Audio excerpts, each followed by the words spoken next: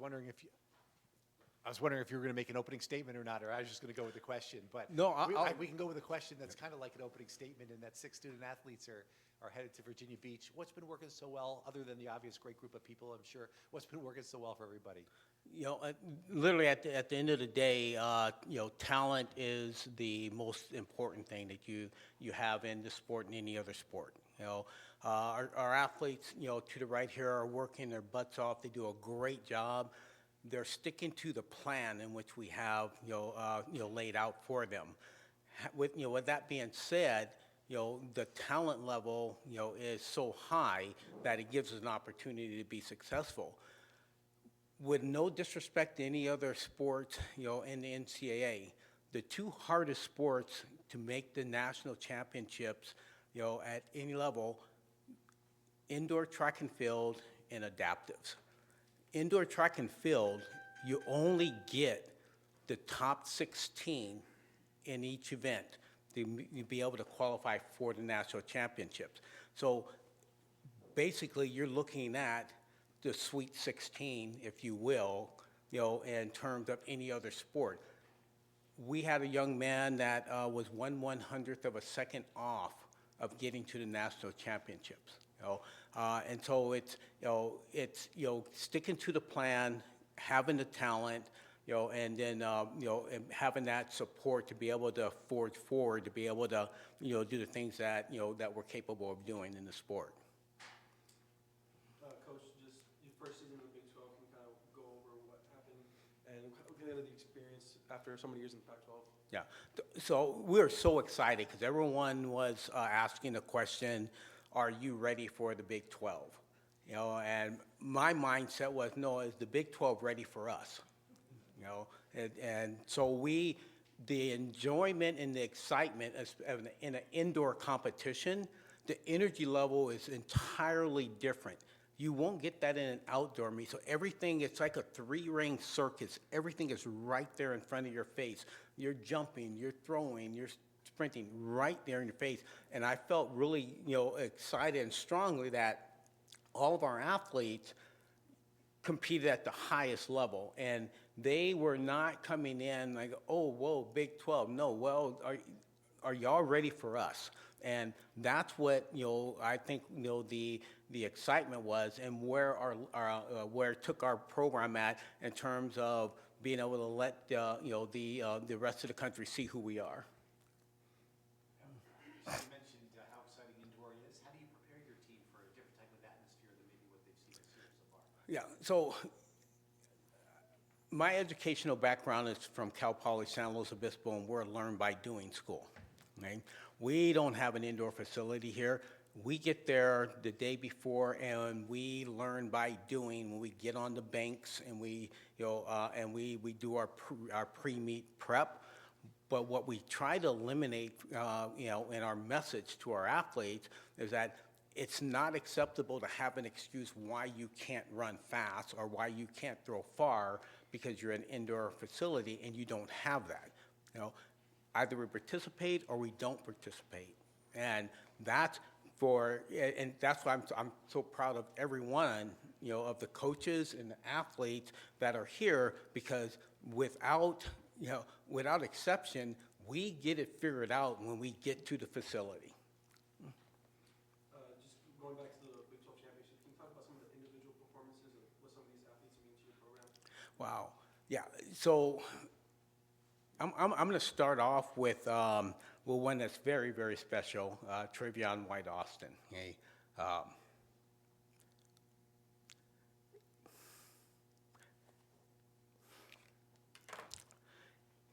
He's a young man that came through this community in our youth program, the Tucson Elite Athletic Club, and fought through a lot of things.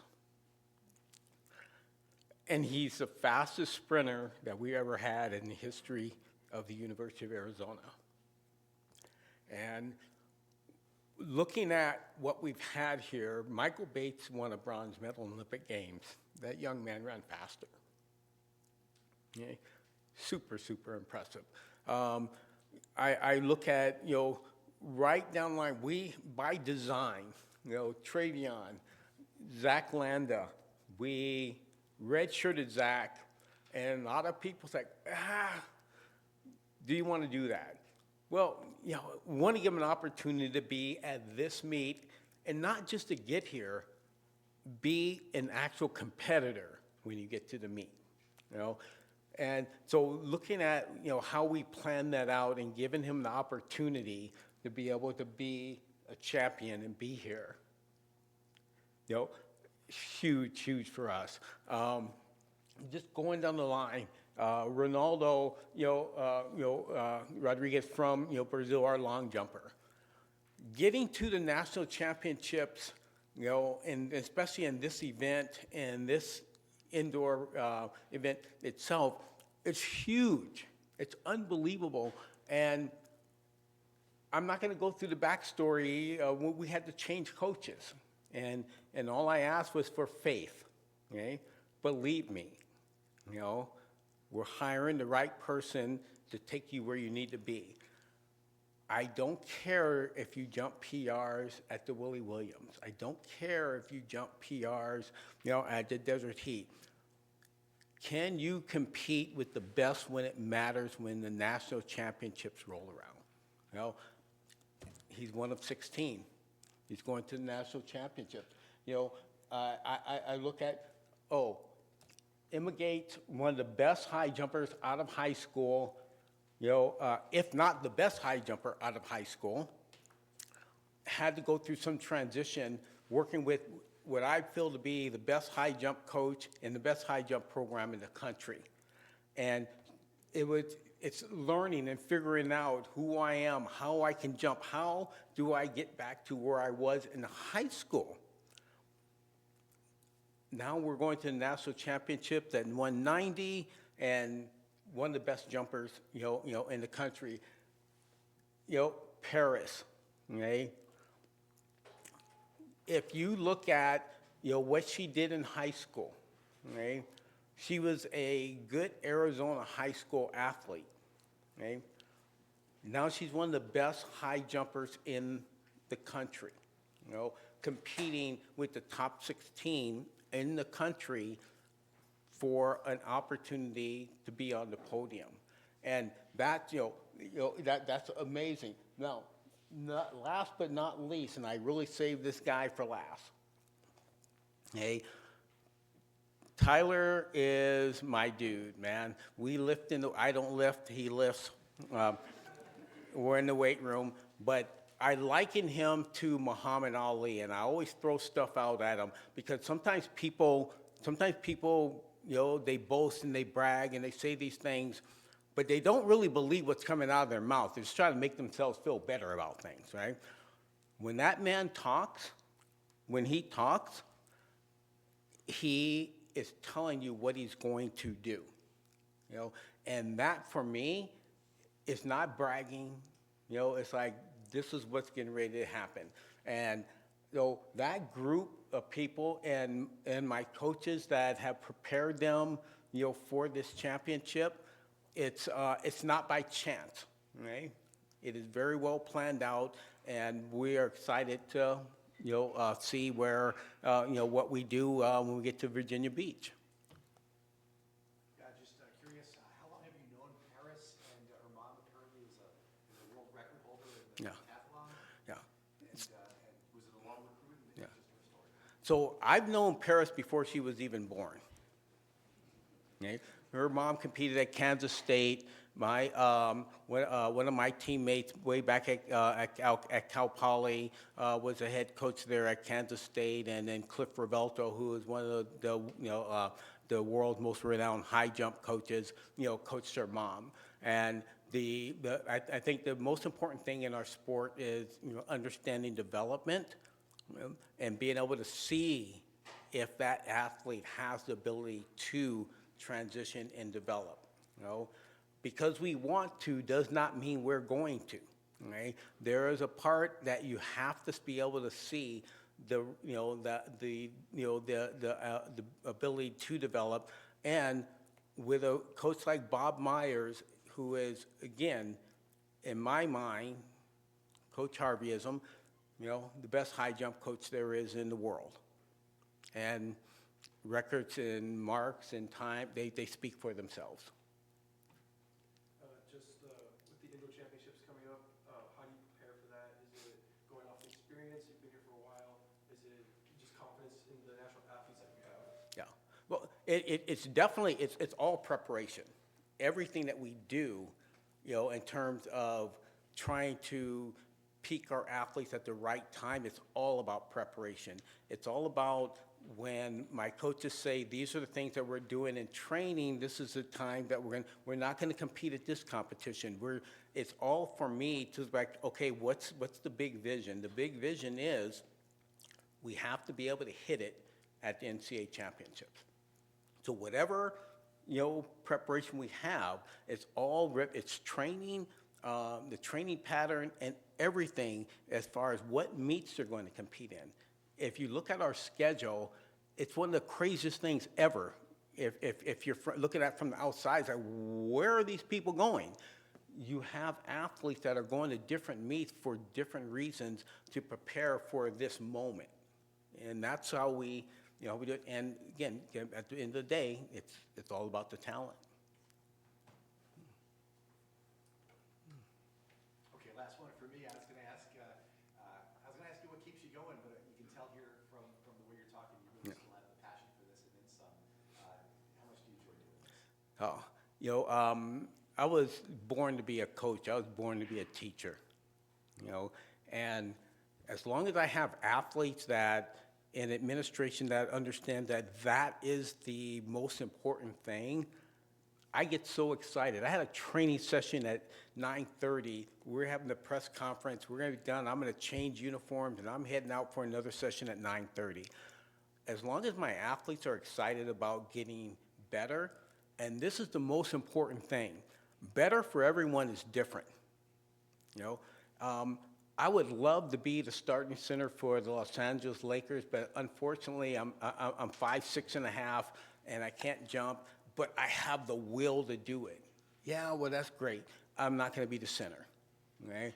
And when we have that within our athletes, and they're willing to take very, very good constructive criticism and development, that's what keeps me fired up, man. I have a youth club, Tucson Elite Athletic Club, got to give them a big shout out, that I have little babies out there that are fired up about just learning how to do the sport. And so that's me. I want to always be there to show those young people in our community of, of Southern Arizona that there's a place for them, and being honest with them.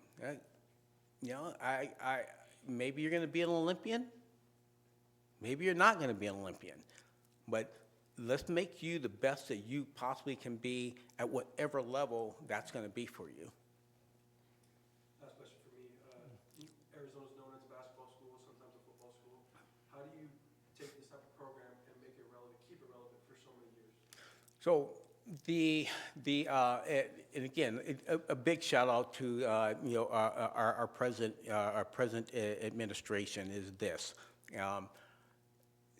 The numbers don't lie. We lie. People lie. Numbers don't lie. Right? Track and field is the highest participant sport that there is in the entire United States. We just have to figure out how do we get that community, our community, more involved in what we're doing. And as we do that, then we're an Olympic sport, which the term was changed from non-revenue to Olympic sport. Okay? Play on words, if you will. I feel strongly and have much passion that understanding what our sport is, we can not only, transition into, a revenue sport, but the people that we touch in our community, and that's one of our pillars is the community of Southern Arizona. We can be absolutely amazing. All right. Yeah. Thank you, Coach. Yeah. Thank you.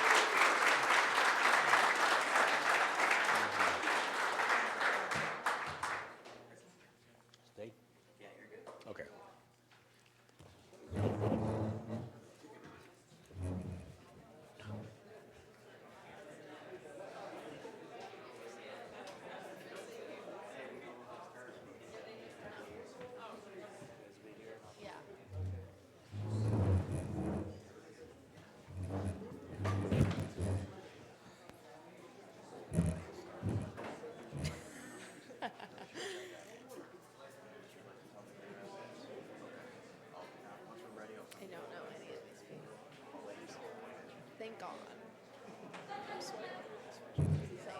this smells disgusting. I'm gonna give Kate this sweatshirt back and she'll see like that.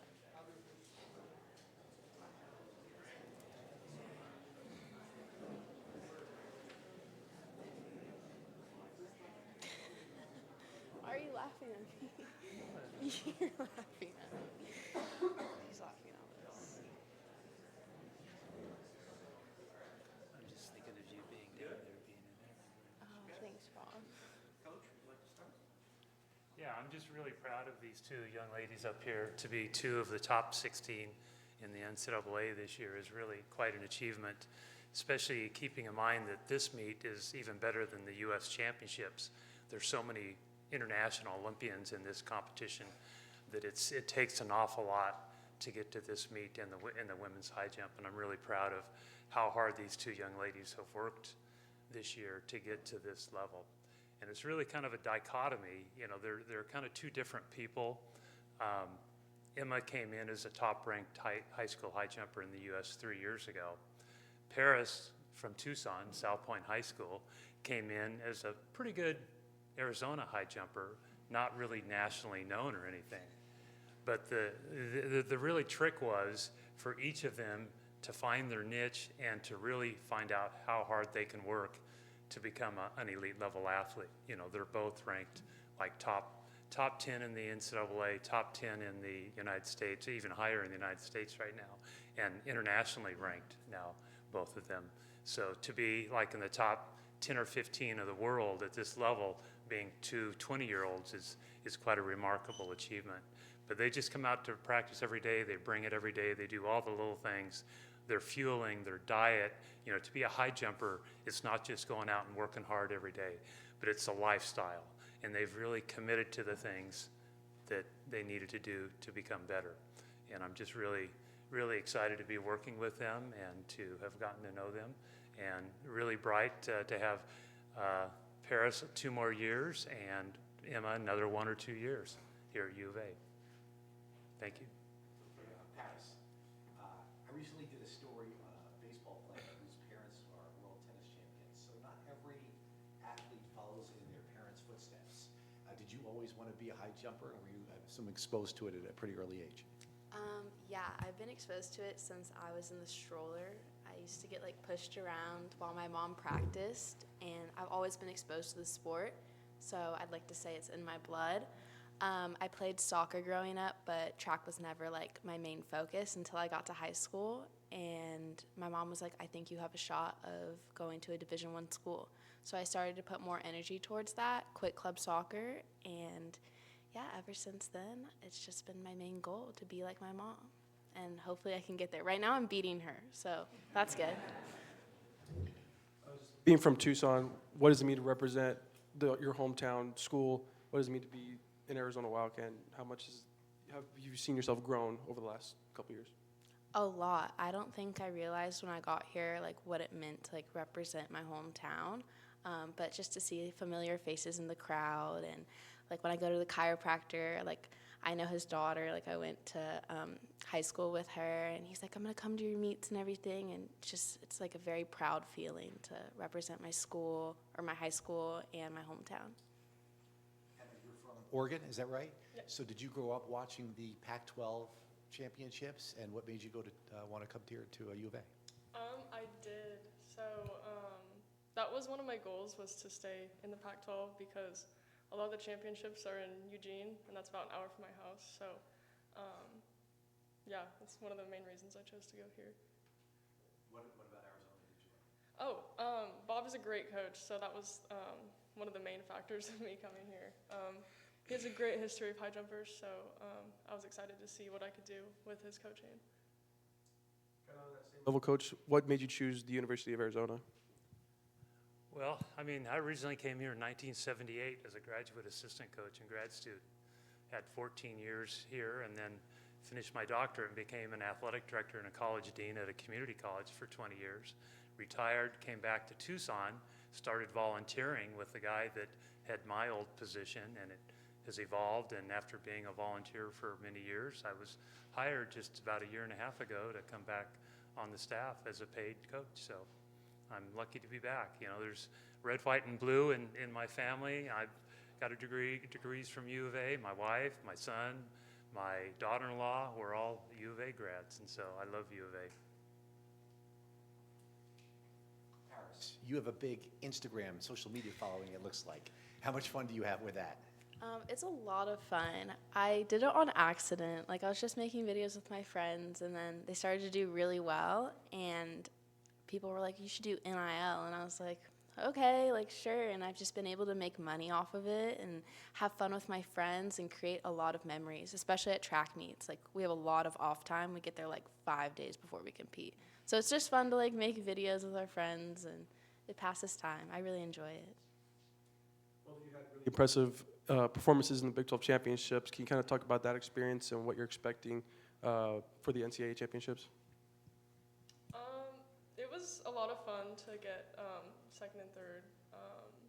It was a little bit of an upset. I think we were ranked like second and fourth or something. So it was really cool to get those points for our team. And it was also Paris tied our PR and I PR'd. So we were both really happy with how we did. Yeah, I would agree. It's a lot of fun to compete with Emma and just to like see these girls that we've been competing with forever. It's just like a lot of fun. We make a lot of memories together. Last one for me, I guess, for Emma. What are your expectations for the tournament or the meet, I should say, in Virginia Beach, and what are you most looking forward to? I'm really happy to be there. So Bob has a set goals in the beginning of the year, and 2 of my goals were to jump 190 and to go to nationals. So I'm just really happy to be achieving those goals, and I'm also just going to do my best and see what I can do placing wise.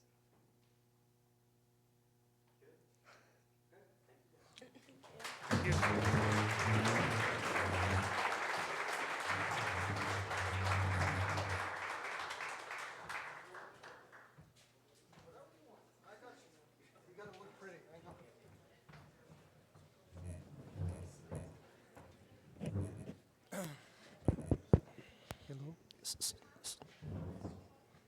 Good?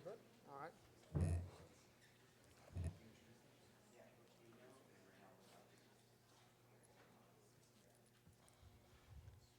Do you guys want me to start, like a small introduction? All right, well, I'm going to share a quick story for a start. This is a true story. I'm actually on my way to University of Arizona after I got hired. I'm in a car, I think maybe 5 hours from Tucson, and I get a phone call for Reinaldo for the first time. And we're talking for a couple of minutes, and we start talking about the sport. And he says, you know what, Coach, I got to tell you something. I don't trust you. I was like, all right, that's good. So he goes in the full conversation, and he says, hey, you're coming from this school. I have never heard about you. I don't know who you are. I don't know what you do. And I just want you to know that I don't trust you, and you have to prove yourself to me. And I'm sitting there and trying to have a conversation. I'm like, oh, my God, this is going to be a long road. And that was the beginning of that relationship. We came here, we started working together, and eventually we're in a place going to the national championship. So I think overall, any story can start rough, and this one started with a just rough phone call.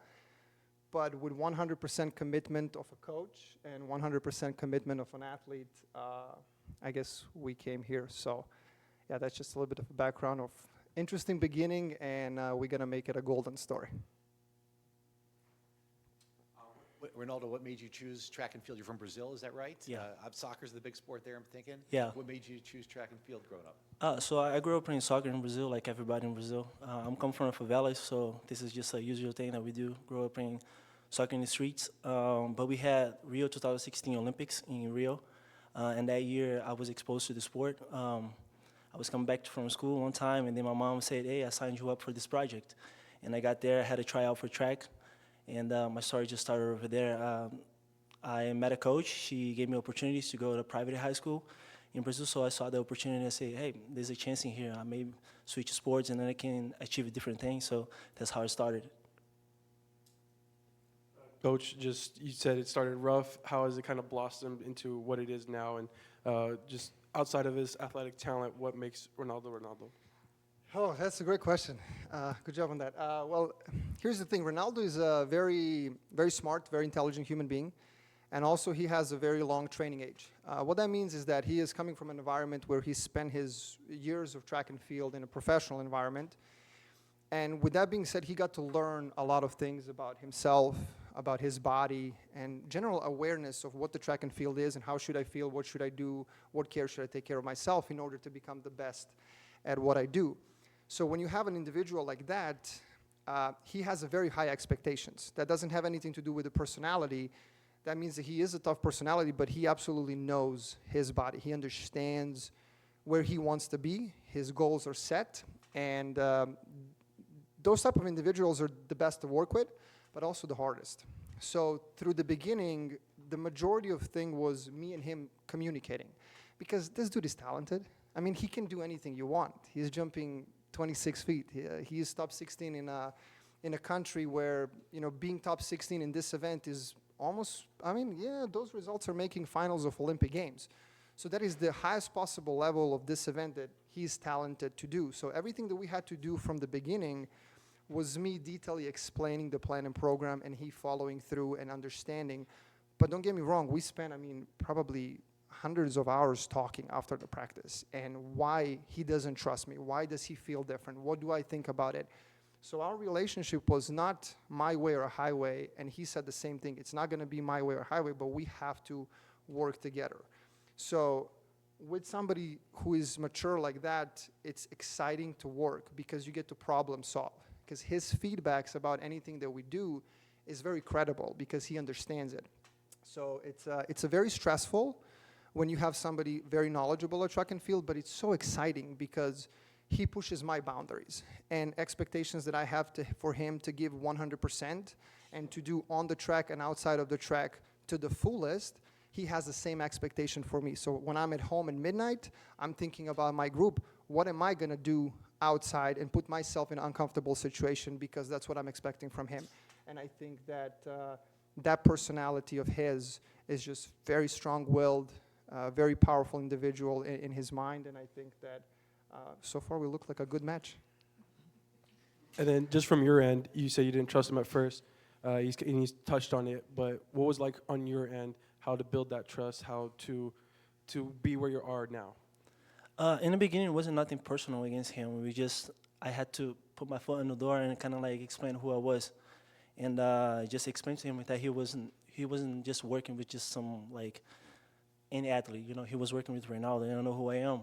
That's the thing. And then when he got here, I just kind of like let him prepare. That I had a lot of knowledge. I had a lot of experience in coming from Brazil. I had a great coach over there, and that I was expecting the same from him. You know. Like I told him, like, he's going to give me any workout, I'm going to give him 100% of me, but I also want him to give him 100% in the track in terms of planning, in terms of what we're doing, in terms of where we're going. So that was the thing for me. Now I kind of trust him. We're getting there. We're doing progress. We're achieving things that I never achieved before. And that's how you build, you know, confidence. And I'm glad he got here. We're from different backgrounds. He's from Serbia. I'm from Brazil. And we kind of like find each other in this mix. So I'm just happy he had the same mentality that I have. We have the same expectations, and we're just working together. But everything now is fine, and we're doing a great job. Last one for me. What do you tell people about Tucson when you're asked from people back home, and what type of music do you listen to before their practice or a big meet? Tucson and Rio, where I'm from, is very close, but very far away too. I would say the heat is the same. But in Rio, we have the beach. We just enjoy ourselves. As we have a lot of things out there. And Tucson over here, I feel like it's more like a university city.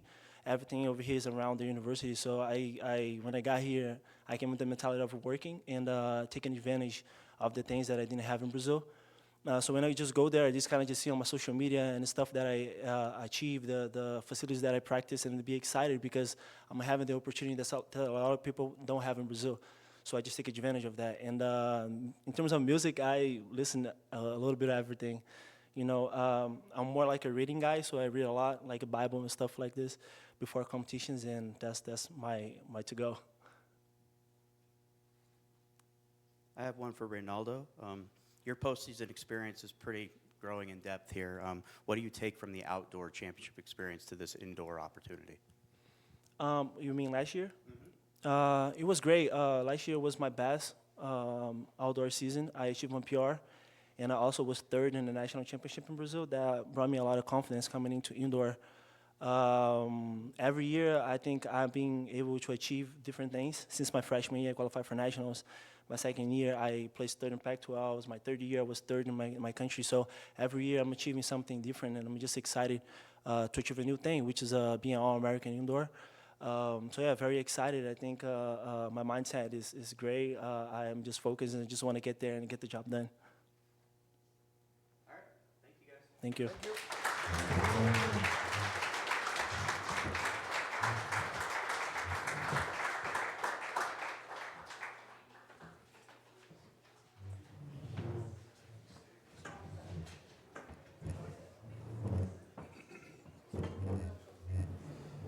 We have a typical weight capacity up here. Pretty close.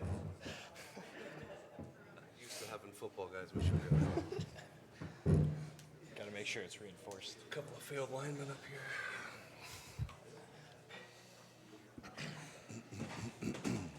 Choke. We make up half of an O-line. Yeah, right.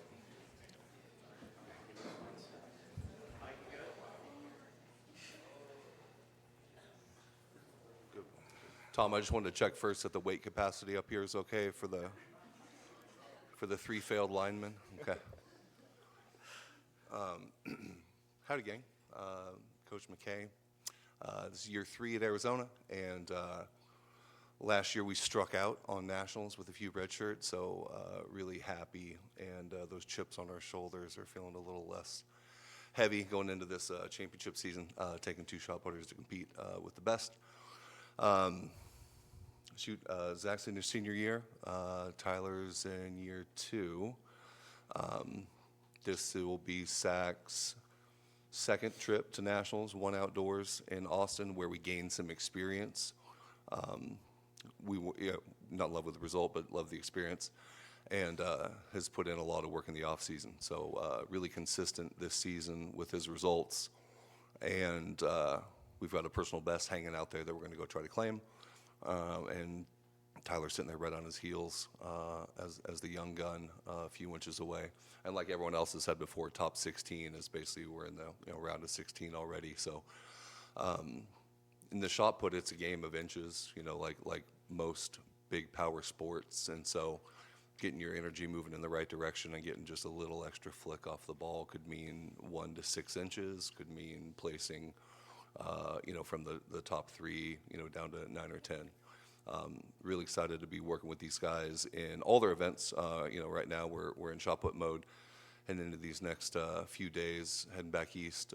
Excited to get on the circles and in the venue out there. None of us have been there before, so reaching out to our back east friends and asking what the surface of the circle is like and what the venue is like, and all those things, trying to get a little bit of a scouting report on that side. But look, University of Arizona's had great throwers since I was in high school. I took an official visit here back when football and track was still my jive, and have kept an eye on the program for the years.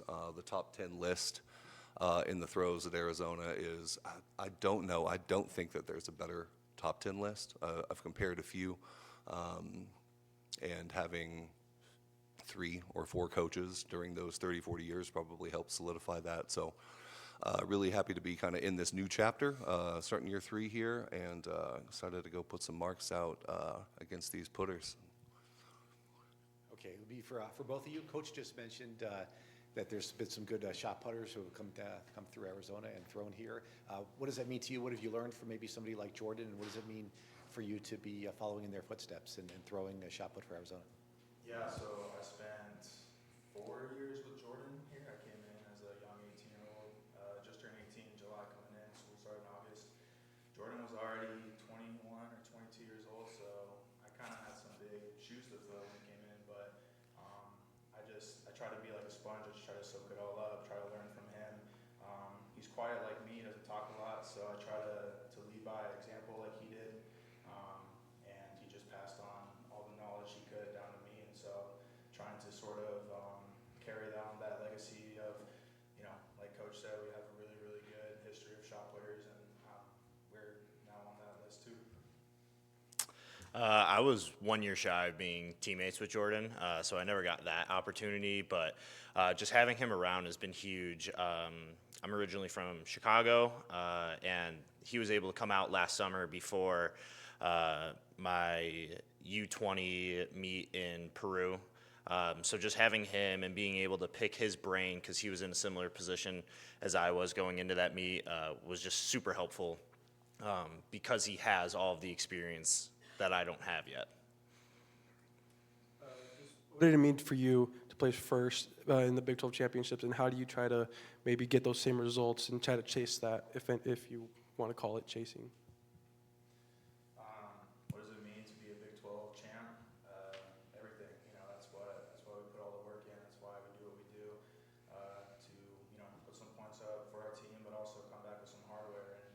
And it didn't go the way I had planned originally, but I fought, and I got the mark, and I won on that day. Coming in, I wasn't supposed to win on paper, but I was the best on that day, and I did it. I did what needed to be done. So just a really, really good feeling. It's awesome to have the group that we do have, and especially having a big group. Most universities don't have the opportunity to have 9 throwers, and to be able to have 9 throwers and be able to have the hardest competition that you'll have in the country be wearing the same logo as you has been our biggest advantage. We were number 2 shot put school in the country. We were the number 8 weight school in the country as well. And there's not many schools in the country that are able to claim a top 10 ranking in 2 events. So just being able to have the older guys just really helps us as a younger group be able to perform, and kind of gives us something to look forward to trying to claim those titles. Some sports like football or basketball, right? They've got 60 minutes or 40 minutes to get it right, but you only have so many throws. How do you handle the mental aspect of being a shot putter? Yeah, you get 3 throws to make it. You get 3 throws for a chance to get 6 throws total. So, like basketball, 60 minutes, football, like it goes by really fast, just like those other sports, and you have to take advantage of it. You can't waste a rep. You can't waste. Time is precious, so you kind of have to. You have to focus in. You have to hone in. You have to trust yourself to get those 6 throws and make it happen. I like to stay loose. I notice when I tense up, it doesn't go very well. So just being able to calm down in between, since you do compete for about 2 seconds, and then now you have about 3 to 7 minutes in between each throw, and just being able to hang out with my teammates and stuff like that, and kind of take my mind off of the big event, helps me out a lot. We made a slight adjustment with Tyler. The psychological aspect of they're both individually a little bit different. So one may be heavy metal, one may be hip hop, on their playlist, and the vibes they need to get into, emotional, mental state. It was after meet 1 or meet 2 with Tyler. We were talking about what are we doing in between throws? What are you thinking? And we realized that we were maybe watching the competition a little bit more, and spending, if the comp's 45 minutes and you get 3 collectively to do your thing, we were spending a bunch more time watching others. It didn't seem detrimental, but we kind of made this shift. We went to New Mexico, and we tried out this new psychological, take on. So he just turned his back on the whole competition and just talked to me and talked with whoever was at the concession stand, and kind of stayed focused at his drills and just kind of neglected everyone behind him. And we had our best meet at that point. So he's like, it was round 2. He said, I think there's something to this here, so I'm going to maybe keep ignoring those things. It was just kind of the focus and the energy that we needed to. So you get 3 throws. Sometimes it'll be 16 people, so you just wait in line. So they'll usually step away, take 2 minutes to put your gear back on, walk away, do a drill, grab a water, look at the film, review. So it's when the offense is off the field, you're reviewing stuff, you're going in with your plan of attack for the next round. It just happens, kind of cyclical. So they've done a good job, but everyone's a little bit different with that. So they've made really good adjustments this year with in-game adjustments. Can you just kind of talk about the relationship with these 2 guys and kind of what they mean to the program, and kind of how close you are to them? Yeah, I mean, It's a lot of small group sessions, so we can't always talk about push on the ball harder, load your left more, sweep your right leg. It's like 4 years of that gets pretty repetitive. So we talk about a bunch of other stuff in between stuff too. But looking at where Zach was at physically and like in the sport when he came in, and looking at when I got him, I guess junior year, and then a red shirt, now on to now. A completely different human physically, and able to push weights in the weight room. That's where we should probably have some cameras, is see the weight that these dudes move, and a lot of athletes on the team, just pound for pound kind of stuff. So yeah, we spend a lot of time out there. You get to know about family stuff. You get to know about food things. You get to know about emotional states with academics and everything else. So that's all part of what they're able to put out on the field. Zach came in as a discus thrower. He was better as a discus thrower as a youth, and then kind of grew into the shot put a little bit more. But we've been throwing the hammer and kind of introduced the weight last year. Any other year, he would have qualified for the NCAA championships in the weight throw as well. It's historically really deep right now. Zach's mark actually surpassed Jordan Geist's mark in the weight throw on the all-time list. We just don't get a chance to go do it because some other people had some other ideas too.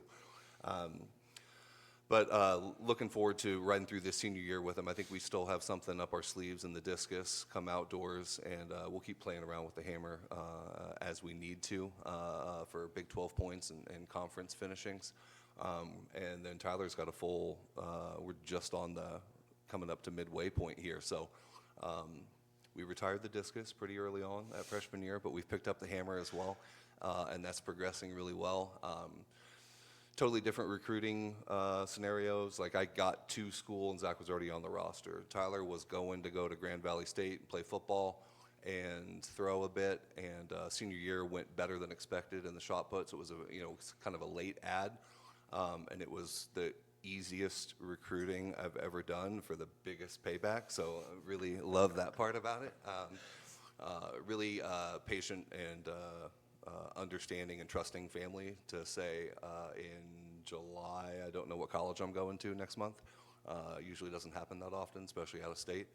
But we're really, I think with the standard being Jordan Geist in the shot put, you gotta do a lot to get up to that point. And that of recent has been the standard for these guys. So I kind of feel bad for that, but also like, well, we're doing it. So we're gonna be pretty good at it.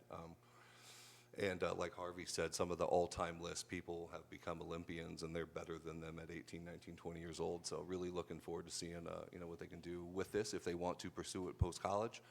And I'm sure everyone's supporting here would be helpful. All right, thank you guys. Thank you.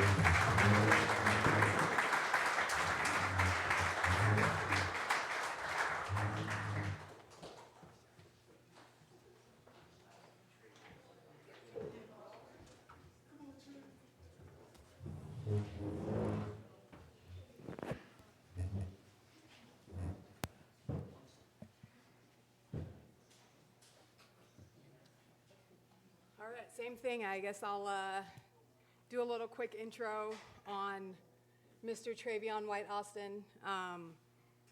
This is year 21 for me. I've been here for a little bit.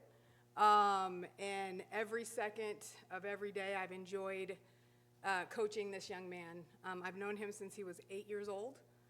Like we said, he's from Tucson, and he is someone, when you look at him, he's very unassuming. Most people don't realize just how big and powerful he is, just based on his size.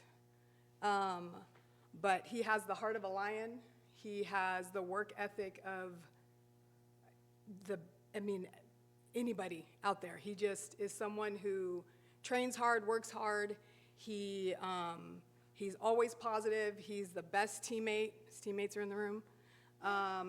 They look up to him, and he's extremely, extremely inspiring. I keep trying to encourage him every day to tell his story because it's pretty powerful. But he's a man of few words, so I'm hoping he talks a little bit more today. But yeah, he's just been a privilege to coach, easy to coach, and I'm just really, really, really excited to watch him at this national championship meet. He has worked hard for it. And then this is his final season as a Wildcat. He doesn't have an outdoor season, so he will venture on to the next step in life, and I'm excited to see that part of his journey as well. Just a little bit about his development. Coming in high school, and he's like I said, he's from Tucson. He was pretty big in high school here. He went to junior college for a couple years, and then from what he told me, he's always wanted to be a Wildcat. And so once he came to Arizona, I don't know if he thought he knew how good he was, but just over time and every rep and everything that goes into being one of the best sprinters has taken a lot of work. And with sprinting, kind of again what some of the other coaches said, when you look at that depth chart or you look at the list of talent that has been in this program from a sprints perspective, Trayvion being one of the best to do it. What really goes into that is the power, the speed, the strength development. What we do in the weight room is our X's and O's. And so I just really have to credit Ben Hollander for the work that he's done with not only Trey, but the entire sprint crew. He's really helped develop him to get him a lot stronger. And that is a big part of what has gone into Trey running as fast as he has. And to me, he's one of the best starters in the country. I've always told him that. And so when I look at where he's at now, it's not surprising at all, because he's built for this. He's built for the indoor track. He's an all-around amazing young man. So I'm excited for y'all to get to know him a little bit more, and can't wait to get out to Virginia to see what he does. Wow, that's a lot, Trayvion. When you hear all that, what do you think? Also, Coach Harvey, getting emotional talking about your story. How does that make you feel? It's pretty great. Like, I grew up wanting to be a Wildcat. And like ever since I was young, I was like, I'm gonna go to U of A, I'm gonna run track and all this, and it just feels good to like, actually make it happen and make an impact on people.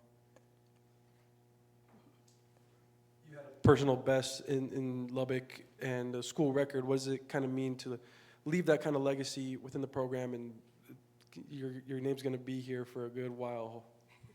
It feels good. I kind of told my teammates, like, okay, I might be leaving this year, but I'm going to make my records unbeatable for you guys. But, like, I'm wanting them to beat my records, but I said I'm going to make it hard for you to beat them. You still have a big event to go, so I don't want to jump the gun here, but describe the last 4 years and describe your time here as a student athlete at the University of Arizona after growing up here in Tucson. It was pretty good. You know, I came in. I didn't come in like too fast. You know, Coach Green kind of took a gamble on me, but I came in, ran a pretty good 10-2, and then I kind of had like a off year that year just from like my body. I didn't really take good care of my body. Then these last few years, I've been working more on like taking care of my body, eating right, having like a good diet, and that helped me out a lot, as you can tell, like from this year.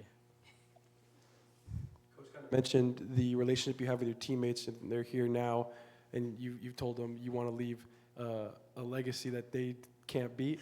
What is that kind of going into the motivation and to your performances and just overall morale? Yeah, I just do it for my teammates. I do it for my family. I do it for my coach, and just do it all for them. And I just want to be a good example for them and set a good example for them.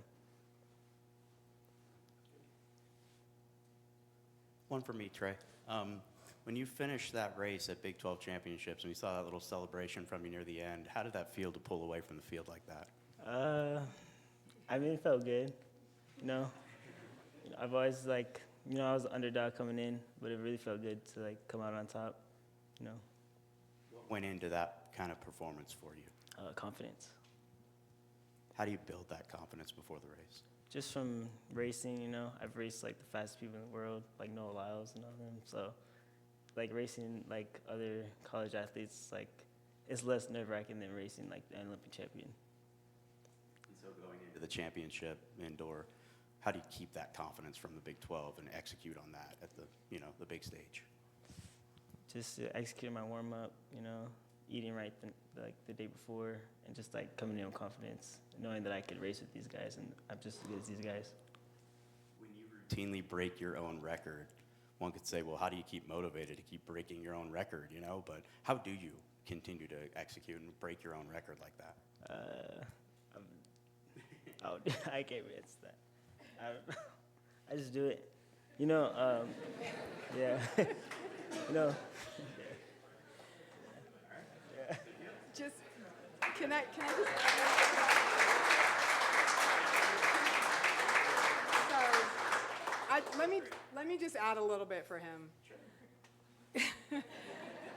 Trey should give himself credit. It's what we do in the sprints it's hard. It's not easy. And last year he was fortunate to compete at the Olympic trials in the 100 and the 200.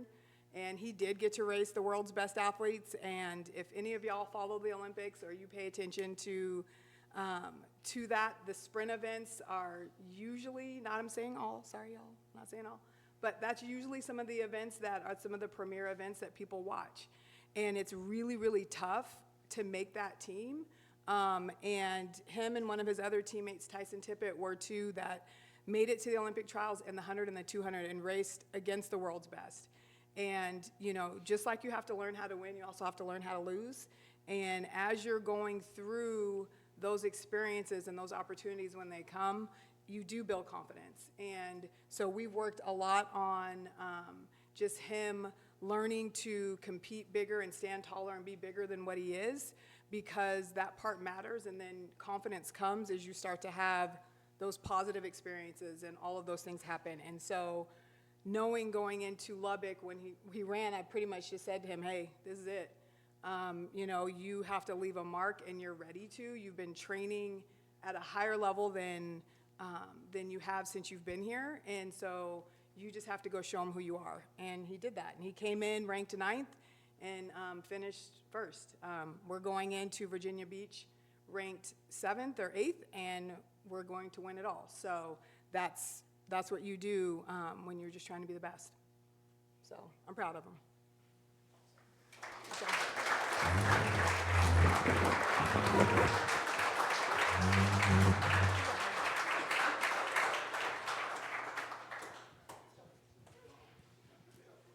That's all for today. Thank you guys for coming out. Appreciate you.